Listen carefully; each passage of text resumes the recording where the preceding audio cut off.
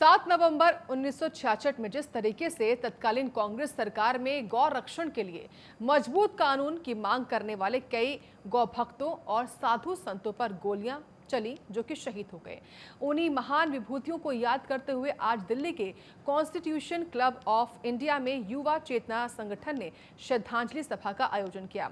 इसमें बीजेपी के कई दिग्गज मौजूद रहे। इस मौके पर युवा चेतना के राष्ट्रीय संयोजक रोहित कुमार सिंह और स्वामी अभिषेक ब्रह्मचारी जी ने भी गौ संरक्षण पर मजबूत कानून बनाने की मांग उठाई है। देखिए रिपोर्ट।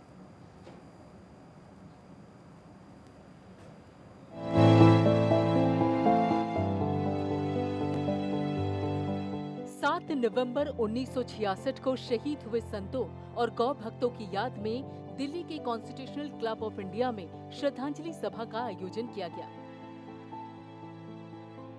जिसमें न सिर्फ गौ संरक्षण के लिए आवाज बुलंद की गई, बल्कि 7 नवंबर 1966 में गौ हत्या पर पूर्ण प्रतिबंध लगाने के लिए संसद के बाहर शहीद हुए गौ भक्तों और साधु संतों के लिए 2 मिनट का मौन रखा गया और उन्हें श्रद्धांजलि दी गई। तो यहाँ पर हमारे साथ रोहित जी मौजूद हैं, जो कि ये जो पूरा कार्यक्रम हुआ है उसका आयोजन और उसके साथ साथ यहाँ पे बहुत बड़ा एक संदेश की गौ हत्या रुकनी चाहिए। रोहित जी, आज का ये पूरा कार्यक्रम क्या संदेश है और किस तरीके से? इंदिरा गांधी जी की हिटलरशाही सरकार ने 7 नवंबर 1966 को भारत के सनातन धर्मावलंबियों पर, गौ भक्तों पर और संतों पर गोलियां चलवाई थीं, जिसमें हजारों लाखों की संख्या में लोग मारे गए। और कांग्रेस पार्टी की दमनकारी सरकार, इंदिरा गांधी की दमनकारी सरकार ने उन आंकड़ों को छिपाया और बाद में उन संतों को निगम बोध घाट पर किरासन तेल छिड़कवा के जलवा दिया। उन महान संतों को, महाराज करपात्री जी के नेतृत्व में चले उस आंदोलन को श्रद्धांजलि देने के लिए आज हम लोगों ने दिल्ली में एक सभा की, जिसमें स्वामी अभिषेक ब्रह्मचारी जी, भारत सरकार के कैबिनेट मंत्री गिरिराज जी, शहनवाज हुसैन जी, विवेक देबरॉय जी, प्रोफेसर शांति श्री पंडित जी और देश भर से सनातन धर्मावलंबी आए। ये तो धन्यवाद है प्रधानमंत्री मोदी जी को, जिनके कारण आज हिंदुस्तान में सनातनी छाती चौड़ा करके जी पाते हैं। धन्यवाद है मोदी जी की सरकार को कि आज 7 नवंबर 1966 की घटना पर हम श्रद्धांजलि सभा का आयोजन कर पा रहे हैं। धन्यवाद है मोदी जी को कि भगवान राम का मंदिर बन रहा है। धन्यवाद है मोदी जी को कि उज्जैन में महाकालेश्वर का कॉरिडोर बन गया। धन्यवाद है मोदी जी को कि बाबा विश्वनाथ का मंदिर का जीर्णोद्धार हो गया। धन्यवाद है मोदी जी को कि भारत विश्वगुरु बनने की ओर बढ़ चुका है।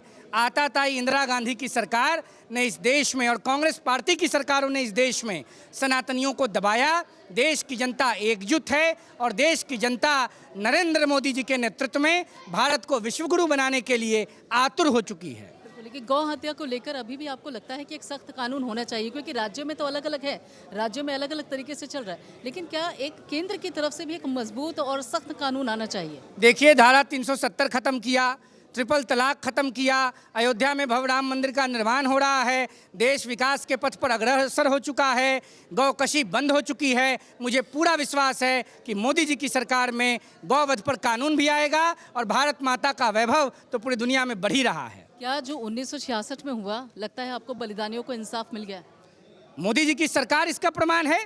अगर मोदी जी प्रधानमंत्री नहीं बनते तो बलिदानियों को इंसाफ कभी नहीं मिल पाता।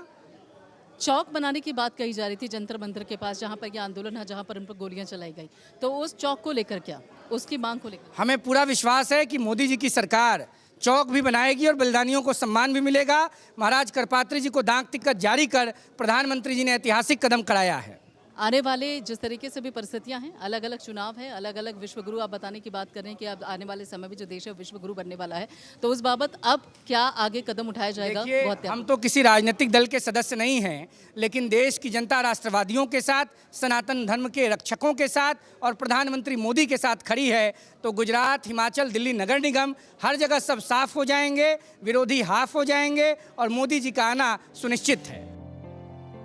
कार्यक्रम में मौजूद स्वामी अभिषेक ब्रह्मचारी जी ने गौ हत्या पर पूर्ण रूप से प्रतिबंध लगाने की मांग की। 1966 में जिस तरीके से यहाँ पर जो लोग गौ हत्या का विरोध कर रहे थे और चाहते थे कि केंद्र के स्तर पर एक बड़ा कानून आए, लेकिन किस तरीके से उन पर गोलियां बरसाई गई और उसी को याद करते हुए, उन्हीं को श्रद्धांजलि देते हुए, उन्हीं जो बलिदानी थे, जिन्होंने त्याग किया, जिन्होंने अपनी जान की कुर्बानी दी, उन्हों को याद करते हुए, उनको श्रद्धांजलि देते हुए आज एक कार्यक्रम का आयोजन हुआ है। और हमारे साथ यहाँ पर अभिषेक ब्रह्मचारी जी हैं, श्री अभिषेक ब्रह्मचारी जी।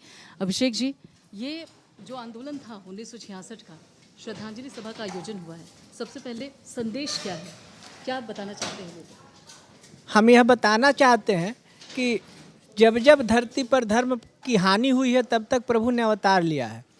आज उस घटना को देख के और लोगों को सीख लेनी चाहिए कि जिस तरह निहत्थे साधुओं पर अत्याचार करके कोई आगे नहीं बढ़ पाया, उसी तरह आगे भी अगर कोई बर्बरता करेगा, कोई दुष्कर्म करेगा, उसका भी प्रतिफल उसके हित में नहीं होगा।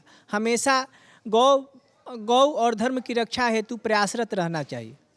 किस तरीके से अभी भी हम देखते हैं कि कई बार ऐसे मामले सामने आते हैं जिसमें गोकशी को लेकर मामला सामने आता है, गौहत्या को लेकर मामले सामने आते हैं, तस्करी तक होती है, उनको रोकने का हालांकि प्रशासन प्रयास करता है, लेकिन आपको लगता है कि राष्ट्रीय स्तर पर, केंद्र के स्तर पर एक कानून आना चाहिए और यही मांग 1966 से लगातार चली आ रही है? बिल्कुल ही, जब तक सरकार इस मामले में रोकने, जैसे उत्तर प्रदेश आदि राज्यों में प्रतिबंध है तो कोई चों नहीं कस रहा है और गोहत्या पूर्णतया प्रतिबंध है, तो उसी तरह जब राष्ट्रीय स्तर पर कानून बनेगा तो निश्चित रूप से गोहत्या बंद होगी और नया आयाम का शुरुआत होगा। जैसे 370 धारा खत्म हुआ, 34 धारा खत्म हो गया जम्मू कश्मीर में, वहाँ के बहुत लोग इससे सहमत होंगे नहीं होंगे, इस विवाद में हम नहीं जाएंगे, परंतु जब धारा ख़त्म हुआ तो सरकार उसको मनवाना जानती है कि कैसे मनवाया जाएगा। जैसे अभी हम आप और हम बैठे हैं, अगर हम आपको तमाचा जड़ दें और चाहे आप पर कोई बंदूक से फायर कर दें तो हम सुरक्षित नहीं रह सकते, हमारा घर तिहाड़ होगा। उसी तरह कानून का उल्लंघन करने पर सज़ा मिलती है, उसी तरह गौ रक्षा पर अगर कानून बनेगा और जो उसका उपयोग गलत करेगा तो उसका रास्ता तिहाड़ होगा और डर के मारे लोग कानून नहीं करेगा। अभी मास्क वाले पर आपने देखा, कोरोना काल में जुर्माना लगा दिया गया, तो जुर्माना के डर से सब लोगों ने मास्क पहनना शुरू किया। बिन भय होय न प्रीत हमारा सिद्धांत है। उसी तरह जब तक भय नहीं होगा तब तक कोई कानून कोई काम हो ही नहीं सकता है, ऐसा हमारा मानना है। कार्यक्रम में केंद्रीय मंत्री गिरिराज सिंह और बीजेपी के राष्ट्रीय प्रवक्ता शहनवाज हुसैन और प्रधानमंत्री आर्थिक सलाहकार परिषद के अध्यक्ष पद्मश्री विवेक देवराय मौजूद रहे।